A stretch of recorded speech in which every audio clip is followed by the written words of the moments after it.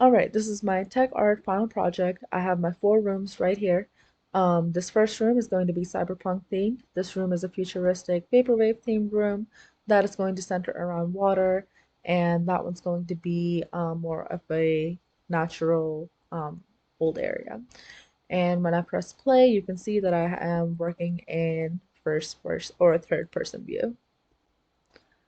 Alright, this is the top down of my first area. This is the room where you need to go to enter. So I'll start off from right here. And then as you go in here, you have to step on top of this gear in the middle. And over here, you need to press E. And when you do that, it'll go down, open up the door, and also let out this special effect that I put in. And then once you go through, you see that my lava effects are right over here. My medieval torch fire is over here, set up all kind of like according to their themes. I have a wand set up here with my magic beam to kind of demonstrate how it would work in real life.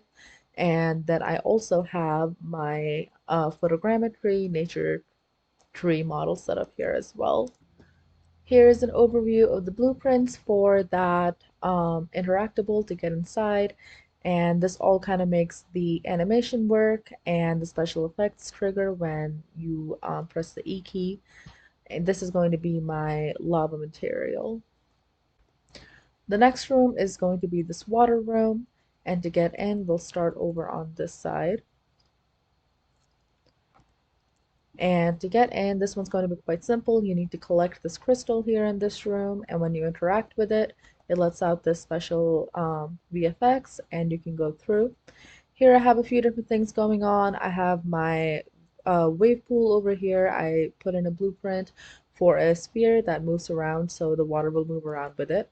I also have my waterfall here spilling into the pool of water that I can interact with, and the waterfall is coming out of my walls, which have my water material on there. So overall, this is just supposed to be a very kind of like underwater feeling room. There is a tree in here to add to the quantity of what's in here, but or to the interest of what's in here. But yeah, so there's my water. To get a quick look, here is going to be the blueprints for this interaction right here. Quite simple. You just need to overlap a trigger or overlap the collision. And then here, this is going to be my water material that I worked on as well. Before I go into the other room, I did want to point out these are the walls that we used for our parallax assignment, and the slime and the smoke on the other doors are all going to be materials which I've made as well. And for that, you can see the parallax wall material right here that I worked on. The slime is going to be right here. The smoke is all built out as well. And then this is going to be the blueprints for this next pickup that's coming up. This one's quite simple as well. So over here, I'll just press play. And when I interact, there's my special effect for picking up that object and being able to get into the next room. And then here's my cyberpunk room. And this one is going to be one of my favorite rooms that I worked in. I had a really fun time bringing in all of these props and everything and setting up the scene. I definitely could use a little bit more, but I like it. This is my special effect. This was my fairy smoke. I thought it would look really cool coming out of the ground as with broken stuff around it like a leak. We have some, this is my genie smoke. I turn it into some crash fires, which I think fit the mood of a cyberpunk world.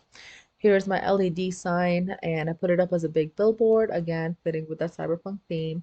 Brought in some graffiti and things like that. This ground is made using the seamless texture that I created in photogrammetry. This ground is going to be one of my own advanced materials that I made in this class. To get a look at the interactable, here is its blueprint. Here I showed you the parallax wall, and then here's the blueprint for my neon sign, and here's the blueprint for my grunge floors. This last room is going to be the largest room. I'll just jump right on in here. If you notice, this one doesn't have an interactable. You're already in the room, but there is a surprise waiting. These are going to be the beams which I made for our beams project. And then these walls are all made by me as well, the wall material.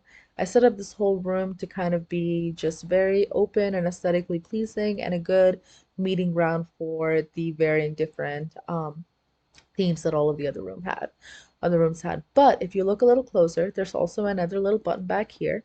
And when you interact with it and press E, right? So if I press E right here, this will trigger my chaos destruction and all the special effects that come with everything breaking. And so this is causing my statue to appear on the top, a statue I just picked out, and to fall. But yes, and so here is the blueprint for that last one. It not only affects instead of affecting just a special effect, this is what ends up spawning the rocks and making them fall. And then here is the material shader for my metal walls that are right over here. To conclude, I think this cyberpunk area was definitely one of my favorite ones. I had a lot of, I just had a lot of fun setting up the scene together, pulling in all my assets, especially this corner right here. I feel like it speaks very true to what a cyberpunk theme is supposed to feel like. I would definitely want to work on this, and I will be working on this whole portfolio way more than I have here right now. I want to slowly replace all of the assets that I pulled in here with the assets that I made on my own, such as all the modular walls and stuff. All of those are props I made on my own, the doorways, the rooms, and everything. But some of these, like flowers and statues, that stuff I pulled in. And so, based on that, I would definitely love to work a little bit more into being able to make my own textures and special effects to a better level. These are fine, they work perfectly good, but I would definitely want to make special effects that are a lot more mind-blowing and like a lot more immersive than just something like this would be, or just something like the fire or smoke effects that I've had in here. So my goal is to, over this summer, expand my knowledge on better Unreal materials and better special effects using the Niagara system. But yeah, thank you for watching.